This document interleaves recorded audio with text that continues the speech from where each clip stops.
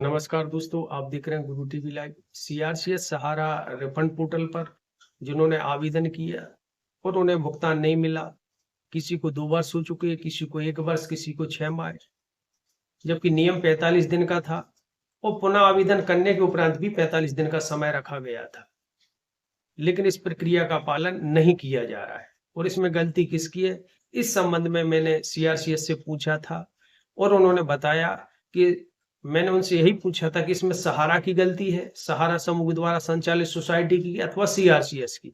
तब सीआरसीएस ने बताया कि इसमें हमारी गलती है क्योंकि हमारे पास कर्मचारी नहीं है। तो मैंने कहा, जब लाखों रुपए इस पोर्टल के माध्यम से वहन किया जा रहा है, तो फिर उसके उपरांत भी है जो आपका ये कहना कि हमारे पास कर्मचारी नहीं है, यह कहाँ तक सार्थक बात है।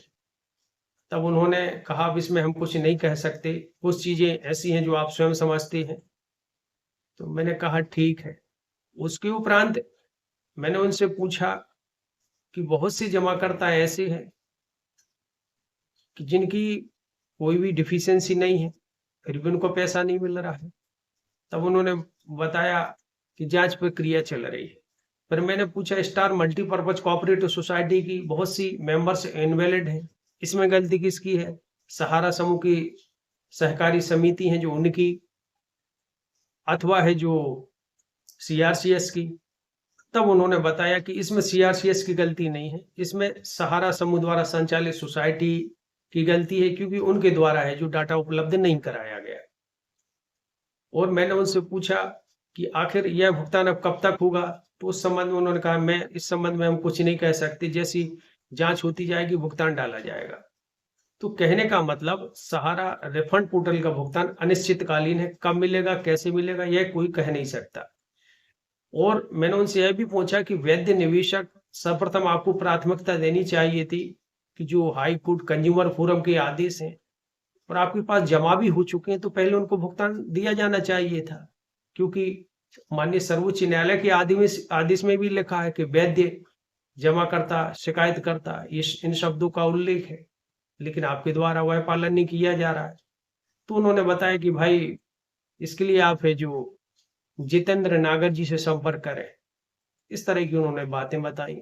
तो कहने का मतलब ये है कि सीआरसीएस सहारा रिफंड पोर्टल पर है जो, या तो सब एक बहाना है, क्योंकि मैंने स्वयं देखा है, आसपास के जमाकर्ता हैं, जो आसपास के क्षेत्र के जमाकर्ता हैं, कुछ लोगों का भुगतान इन्होंने 1 माह में डाल दिया, भले हुए 2 व्यक्तियों, और किसी का 2-2 साल में भी यह नहीं डाल रहे। तो प्रश्न तो वही खड़ा होता है कि यदि आपके पास स्टाफ की कमी थी, तो फिर ये इसको 1 माह में दे दिया और किसी को आप 2 वर्ष में भी नहीं दे पाए। तो यह सब विषय वस्तु है, और इससे स्पष्ट है कि ये सब लोग मिले हुए हैं और मनमाने तरीके से है जो पोर्टल का संचालन कर रहे हैं, इनको कोई मतलब नहीं है। और आपदा में अवसर है जो, ऐसे बहुत से व्यक्ति मिलेंगे जो इस आपदा में अवसर तलाश रहे हैं, क्योंकि जमाकर्ताओं का तो बुरा हाल है, एजेंटों का भी बुरा हाल है, और सबसे ज्यादा प्रताड़ित जमाकर्ता के साथ साथ एजेंट है, कि एजेंट का स्वयं का भी पैसा फंसा हुआ है, और ऊपर से जमाकर्ताओं का आए दिन है जो विवाद की स्थितियां उत्पन्न हो रही है।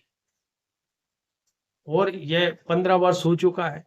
अभी पहले सेबी को बुरा भला कहते थे, अब सेबी की वाहवाही कर रहे हैं, लेकिन ये सोचना चाहिए कि आज वाहवाही के पैसा जमा करा लिया, सेबी ना नहीं मिलता, लेकिन सोचो, कभी ये भी सोचो कि यदि सेबी का मामला नहीं हुआ होता तो सहारा इंडिया किस स्थिति में होती। यह भी एक प्रश्न चिन्ह खड़ा करता है। लेकिन वही है कि कभी सेबी की प्रशंसा करो, कभी सेबी की बुराई करो। सेबी ने कितनी कंपनियों को बंद करा दिया, और ये कब बंद कराती हैं कि जब पब्लिक से हजारों करोड़ों रुपए ये कंपनी एकत्रित कर लेती हैं, तब ये सेबी को ज्ञात ध्यान आता है कि इनको बंद करना है, इनने हमसे है जो परमिशन नहीं ली। काश यदि ये शुरुआत होते ही यदि सेबी एक्शन में आ जाती, तो इस इतना धन एकत्रित नहीं हो पाता, इतनी परेशानियां उत्पन्न नहीं हो पाती। और आज स्थिति सभी को पता है कि जिस पर सेबी की छाया पड़ी, वह कंपनी बर्बाद हुई।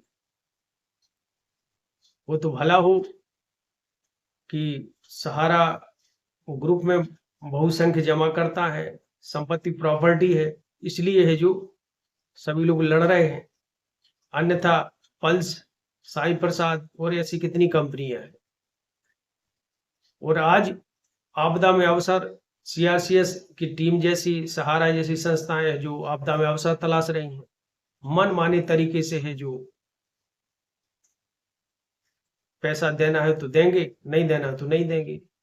ये तो ये हुआ कि आप पैसा तो दो बड़े प्रेम से, और लेने को जाओ तो हाथ जोड़ कर लेना पड़ेगा, और मिल जाए तो बहुत बड़ी बात है।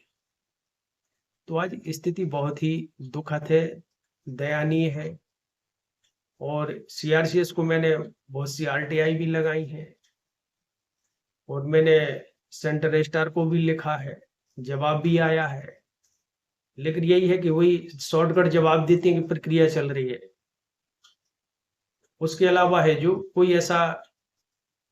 कोई जवाब सार्थक नहीं देते कि जिसके माध्यम से एक जमाकर्ता को संतुष्टि मिल सके, उनका पैसा कब तक मिलेगा। मैंने उनसे ये भी पूछा था इसकी आपको रूपरेखा बनानी चाहिए थी, क्रमगत भुगतान करना चाहिए था, लेकिन नहीं, मनमाने तरीके से पोर्टल का संचालन हो रहा है, जो कि सर्वथा गलत है। मैं ये नहीं कहता कि सीआरसीएस ठीक है, एक वैधानिक संस्थान है और आपका कर्तव्य है कि वैधानिक नियमों का पालन करें। यदि आपने 45 दिन का लिख के दिया है तो वह पालन क्यों नहीं किया जा रहा है?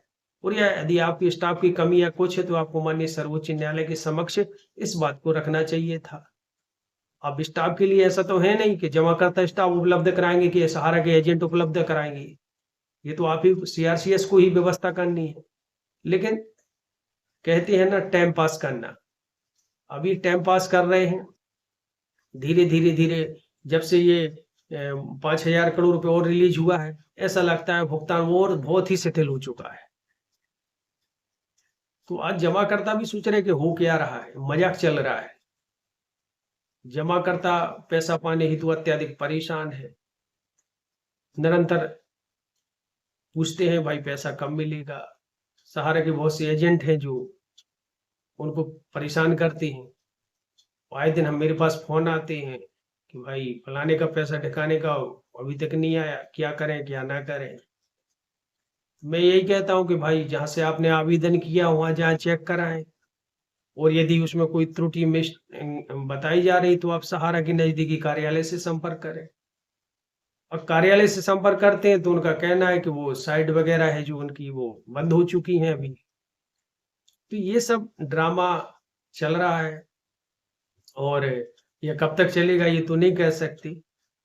लेकिन यही है कि प्रयास हर व्यक्ति को करना चाहिए, चाहे वैधानिक रूप से हो या अन्य तरीके से। तो यह सब विषय वस्तु थी जो मैंने आपको बताने का प्रयास किया। और मैं तो यही कहूंगा कि यदि आपका भुगतान नहीं आया है तो आप है जो राइट टू इंफॉर्मेशन के जरिए सेंटर रजिस्ट्रार महोदय को लिखें, उनसे पूछें कि आखिर भुगतान है जो क्यों नहीं दिया जा रहा है। यदि वो गलत जवाब दे तो अपील डालें, और अपील में भी यदि वो सार्थक जवाब नहीं देते हैं तो आप है जो स्वाभाविक है केंद्रीय सूचना आयोग को लिखें।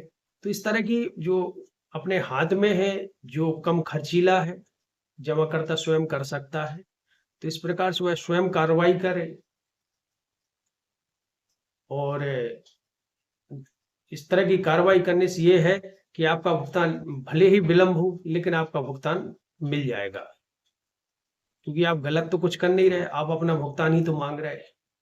आज हजारों की तादाद में मेंबरशिप इनवैलिड है, डाटा नहीं दिया जा रहा है। ये तो खुलेआम है जो कानून की अवहेलना है। लेकिन माननीय सर्वोच्च न्यायालय भी इस पर है जो कुछ नहीं अभी तक है जो स्पष्ट रूप से कहा कि डाटा ना देना ये तो खुलेआम माननीय सर्वोच्च न्यायालय की अवहेलना है, लेकिन इस पर है जो कोई कार्रवाई नहीं की जा रही। सब कुछ चालू है लेकिन कोई डायरेक्टर है जो सामने आने को तैयार नहीं। ये क्या है, मजाक नहीं तो क्या है? तो इस प्रकार का है जो खेल चल रहा है। और कहते अति सर्वत्र न वर्जते, हर चीज का अंत होता है, यह भी निश्चित है। हालांकि प्रयास सभी लोग करें। मैंने कुछ विषय वस्तु थी जो आपको बताने का प्रयास किया, आप लोग यह अवश्य करें। जय हिंद, जय भारत।